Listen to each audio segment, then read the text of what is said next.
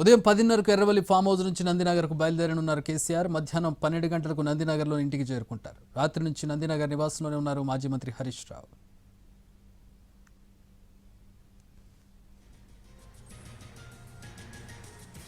Phone tapping కేసులో KCR విచారించేందుకు SIT సిద్ధమైంది. తాజా నోటీసులతో సిట్ విచారణకు హాజరు కావాలని నిర్ణయించారు కేసీఆర్. దాంతో మధ్యాహ్నం 3 గంటల నుంచి నందినగర్లో నివాసంలో తన అందుబాటులో ఉంటారని సిట్కు లేఖ రాశారు. వచ్చి తన స్టేట్మెంట్ను రికార్డు చేసుకోవచ్చన్నారు. అక్కడే ఫోన్ ట్యాపింగ్ కేసులో కేసీఆర్ను ప్రశ్నించనున్నారు సిట్ అధికారులు.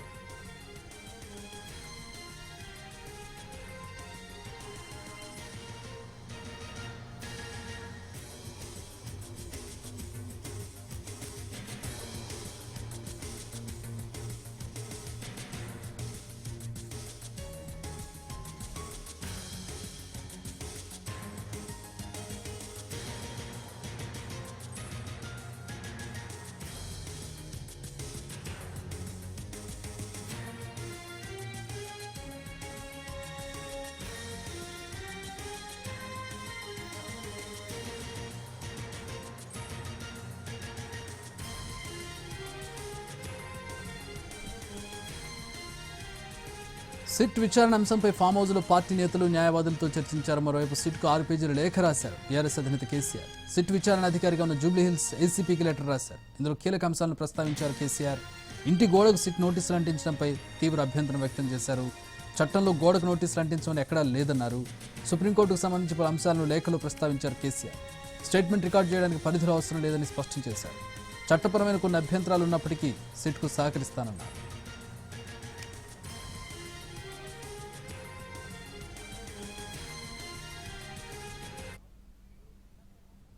రైట్, ఎర్రవల్లి ఫామ్ హౌస్ నుంచి నందినగర్లో తన నివాసానికి చేరుకోనున్నారు కేసీఆర్. ఎర్రవల్లి ఫామ్ హౌస్ దగ్గర పరిస్థితి ఏంటి, అక్కడ డెవలప్మెంట్స్ మా ప్రతినిధి శ్రీనివాస్ ఫోన్ లైన్ అందించడానికి సిద్ధంగా ఉన్నారు. శ్రీనివాస్. చక్రి, మాజీ సీఎం కేసీఆర్ ఈ రోజు సిట్ విచారణకు హాజరు కాబోతున్నారు. మధ్యాహ్నం 3 గంటల సమయంలో నందినగర్ నివాసంలో ఆయన సిట్ విచారణకు అయితే రానున్నారు. అయితే ఎర్రవల్లి ఫామ్ హౌస్ నుంచి ఉదయం 9 గంటలకు ఆయన బయలుదేరతారని ముందుగా సమాచారం ఉంది. కానీ ఆ కేసీఆర్ షెడ్యూల్ లో స్వల్ప మార్పులు అయితే వచ్చాయి. ఉదయం 10:30 తర్వాత, అంటే ఒక అరగంట తర్వాత కేసీఆర్, మాజీ సీఎం కేసీఆర్ ఇక్కడ నుంచి ఎర్రవల్లి నుంచి బయలుదేరనున్నారు. బయలుదేరి 12 గంటల సమయంలో నందినగర్ లో ఉన్నటువంటి తన నివాసానికి చేరుకుంటారు. ఆ తర్వాత అక్కడ ఉన్నటువంటి స్థానిక ముఖ్య నేతలతో సమావేశం అవుతారు. ఇప్పటికే అక్కడ నందినగర్ లో మాజీ సీఎం కేసీఆర్, మాజీ మంత్రి హరీష్ రావు నిన్నటి నుంచి అక్కడ నందినగర్ నివాసంలోనే ఉన్నారు. కాసేపటి క్రితమే ఆర్ఎస్ ప్రవీణ్ కుమార్ కూడా అక్కడికి వెళ్లారు. దీంతో అక్కడ ఉన్నటువంటి స్థానిక ముఖ్య నేతలతో మాజీ సీఎం కేసీఆర్ భేటీ అవుతారు. భేటీ అయిన తర్వాత అక్కడ ఉన్న బీఆర్ఎస్ ముఖ్య నేతలంతా కూడా తెలంగాణ భవన్ కి వెళ్లిపోతారు. ఆ తర్వాత మధ్యాహ్నం 3 గంటల సమయంలో సిట్ అధికారులు అక్కడ వచ్చి కేసీఆర్ అయితే విచారణ చేస్తారు. అయితే ఎర్రవల్లి ఫామ్ హౌస్ వద్ద మాత్రం వందలాదిగా కార్యకర్తలు ఇప్పుడిప్పుడే చేరుకుంటున్నారు. మొత్తం బీఆర్ఎస్ కార్యకర్తలంతా కూడా రాష్ట్ర ప్రభుత్వానికి వ్యతిరేకంగా నినాదాలు చేస్తూ, వారంతా ఆందోళనలు చేస్తూ ఇక్కడ ఎర్రవల్లి ఫామ్ హౌస్ దగ్గరికి అయితే చేరుకుంటున్నారు. బైక్ ర్యాలీలు, శాంతియుత ఆందోళనలు, అలాగే మొత్తం రాష్ట్ర వ్యాప్తంగా కూడా ఈ రోజు శాంతియుత నిరసనలు, బైక్ ర్యాలీలు, నల్ల జెండాలతో నిరసనలు తెలపాలని బీఆర్ఎస్ పార్టీ నిర్ణయం తీసుకుంది. దీంతో ఉమ్మడి మెదక్ జిల్లా వ్యాప్తంగా కూడా ఎక్కడికక్కడ బీఆర్ఎస్ పార్టీ ఆందోళనలు చేస్తుంది. ప్రధానంగా గజ్వేల్ నియోజకవర్గం, మాజీ సీఎం కేసీఆర్ ఎమ్మెల్యేగా ఉన్నటువంటి గజ్వేల్ నియోజకవర్గం ఏదైతే ఉందో, గజ్వేల్ నియోజకవర్గంలో మాత్రం నియోజకవర్గ వ్యాప్తంగా ప్రతి గ్రామంలోనూ ఆందోళనలు చేస్తా ఉన్నారు.